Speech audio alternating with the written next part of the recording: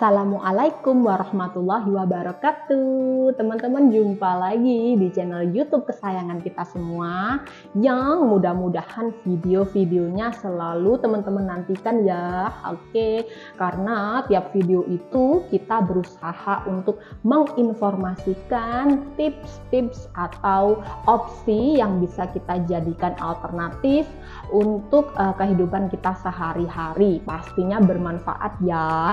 Oke, sama dengan tema video kita kali ini ya, yang mengusung tema sesuatu yang sudah tidak asing lagi kita pakai di kehidupan sehari-hari.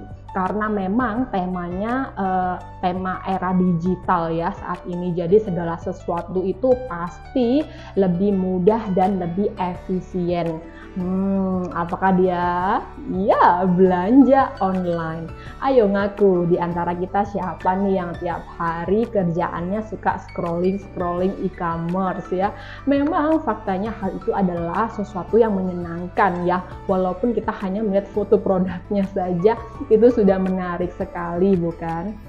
Oke, selain menarik, belanja online juga bisa menjadi alternatif kita dibanding dengan belanja offline atau datang langsung ke toko atau pusat perbelanjaan ya.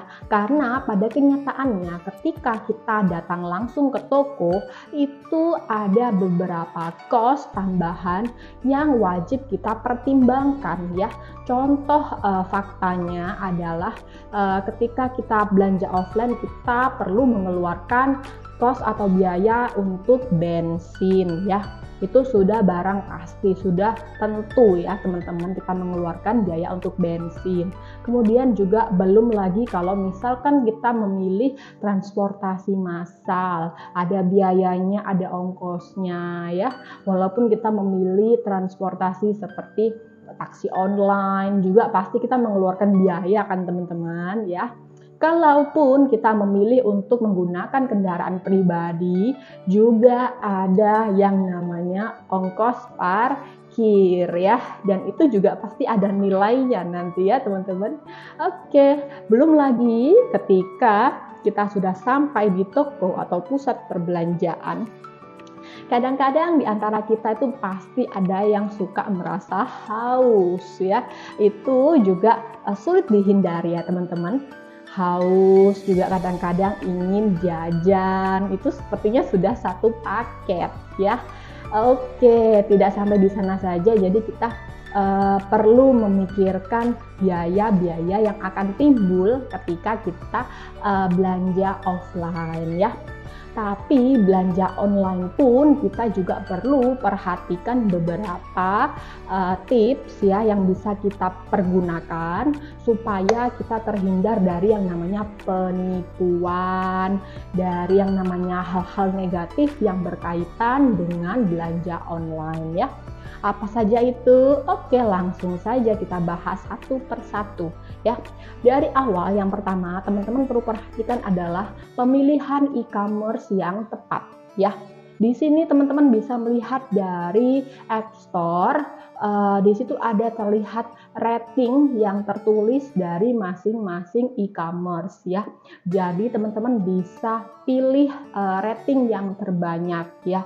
Karena dari rating kita bisa mengetahui bahwa e-commerce tersebut itu banyak penggunanya, itu lebih terverifikasi atau terrekomendasikan ya, seperti itu. Jadi jauh lebih aman.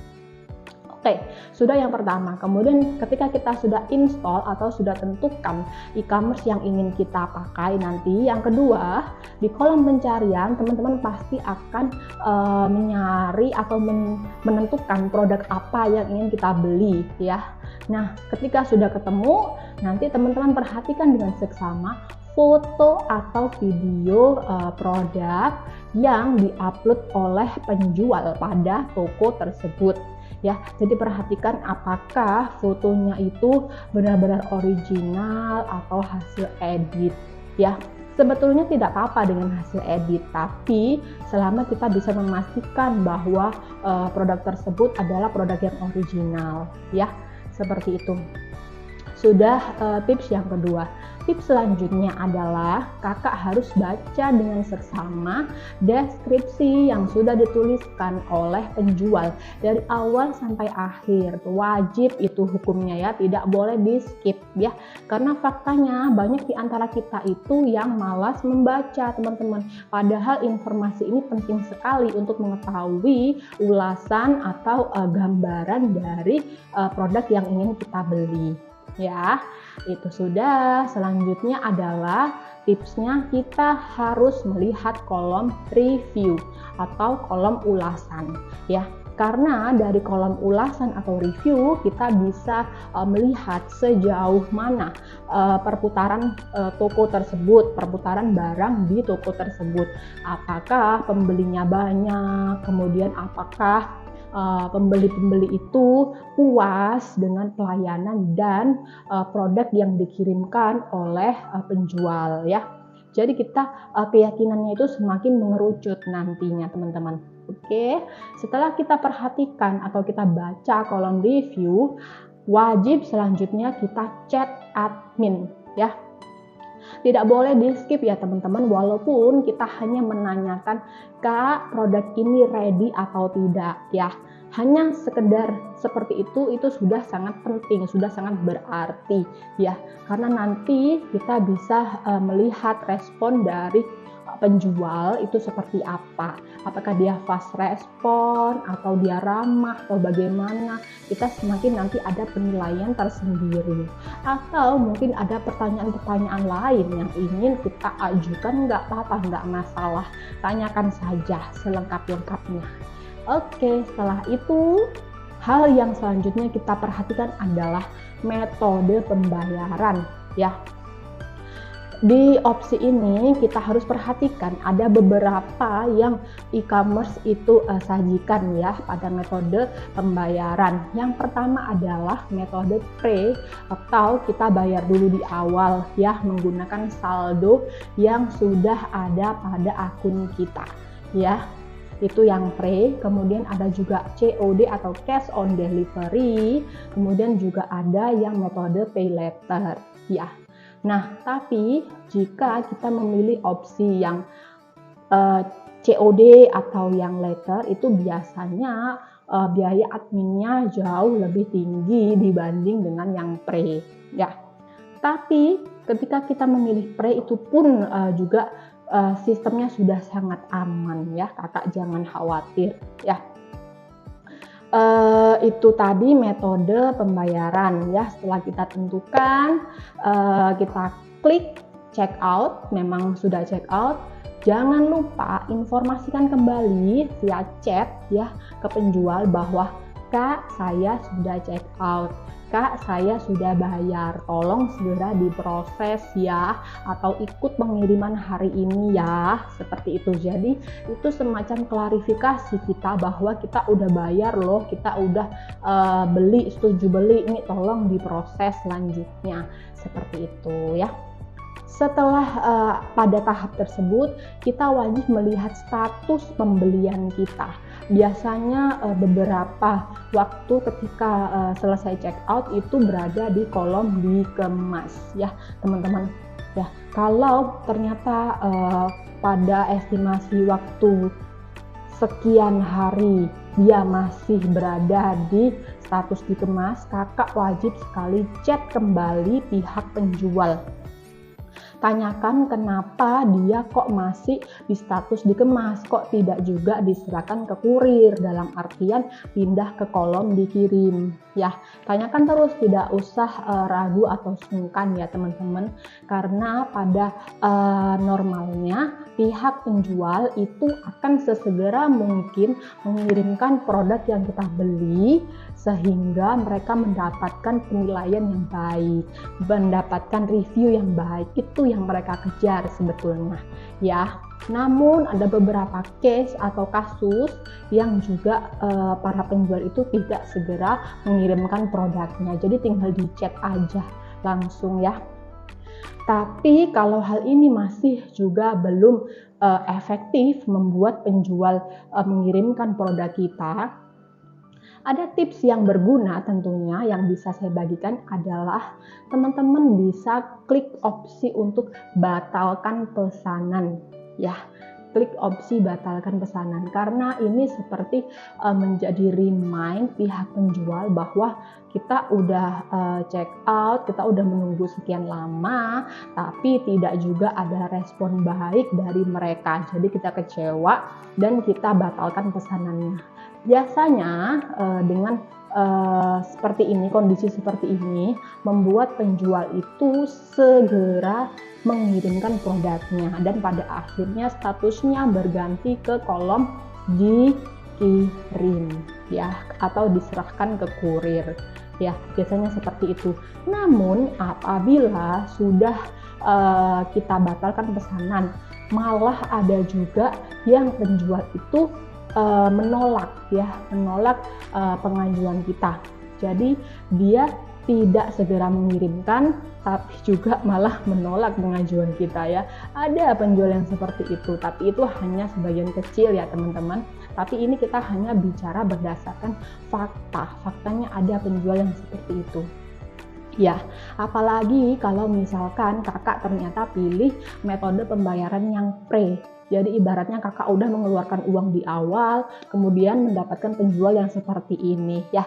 Jangan khawatir kakak ya, itu tadi fungsinya di awal apabila kita memilih e-commerce yang terverifikasi aman, itu sistemnya pengamanannya ganda, double kakak ya. Jadi tidak semudah itu uang kita hilang ya. Jadi kembali lagi ke case yang tadi, apabila penjual ternyata tidak segera mengirimkan produk kita, namun pengajuan pembatalan kita juga ditolak, ya kita tidak perlu khawatir walaupun kita memilih opsi metode pembayaran yang pre atau yang di awal. Karena pada jangka waktu yang telah dieskalasikan oleh pihak e-commerce, uang kita atau dana yang sudah kita keluarkan itu akan secara otomatis kembali ke akun kita ya, akan terbatalkan secara otomatis seperti itu walaupun pihak penjual menolak pengajuan kita ya. Itu pada akhirnya seperti itu, memang terkesan kita yang dirugikan karena kita harus menunggu sekian lama. Tapi ya itu tadilah intinya plus minusnya belanja online seperti itu ya, suka dukanya ya. Tadi sudah ada di kasus penjual yang seperti itu ya. Selanjutnya apabila berjalan normal, tadi statusnya harusnya ada di kolom dikirim ya. Kalau sudah dikirim, sudah berada di tangan ekspedisi atau kurir, itu sudah aman, tinggal mengikuti prosesnya saja sampai mananya ya barangnya. Kemudian ketika barang atau pesanan kita sudah berada di tangan kita, tips selanjutnya adalah jangan buru-buru untuk klik pesanan diterima ya. Jangan buru-buru ya teman-teman.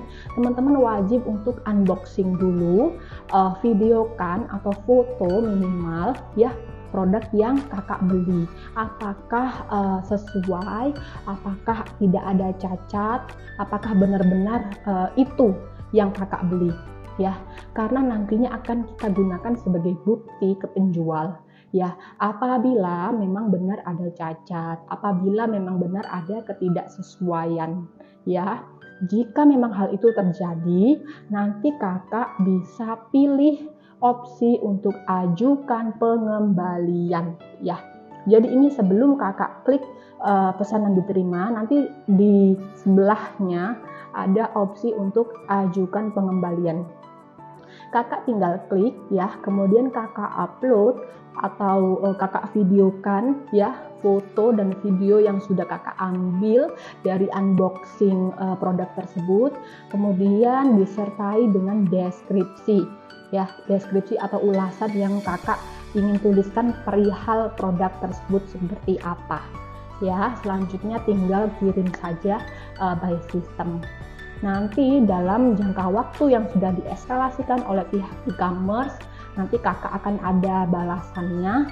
Dan jika memang terbukti yang bersalah adalah pihak penjual, maka kakak hanya perlu membungkus ulang ya, atau mengemas ulang produk yang tadi tidak sesuai atau cacat dan menyerahkannya kembali ke pihak kurir atau ekspedisi yang sudah ditentukan oleh pihak e-commerce tanpa dipungut biaya sama sekali ya. Jadi biaya akan ditanggung oleh pihak e-commerce ya. Itu fungsinya jika atau manfaatnya jika kakak tidak terburu-buru mengeklik atau mengklik opsi pesanan diterima ya. Seperti itu tadi sudah saya informasikan beberapa tips bermanfaat ya. Selanjutnya juga kakak bisa sebagai feedback yang baik, kakak bisa memberikan review untuk penjual jika memang barangnya sesuai ya. Nanti akan ada imbalannya berupa poin yang bisa kakak kumpulkan dan kakak akumulasikan yang nantinya bisa ditukarkan menjadi potongan harga. Seperti itu ya, terima kasih yang sudah menonton video ini, mudah-mudahan bermanfaat karena tips-tips yang saya bagikan itu sejatinya berdasarkan pengalaman dan fakta ya, jadi lebih real gitu ya. Terima kasih banyak untuk semua yang sudah subscribe, comment, and like video-video kita. Jumpa lagi di video selanjutnya. Wassalamualaikum warahmatullahi wabarakatuh. Bye-bye.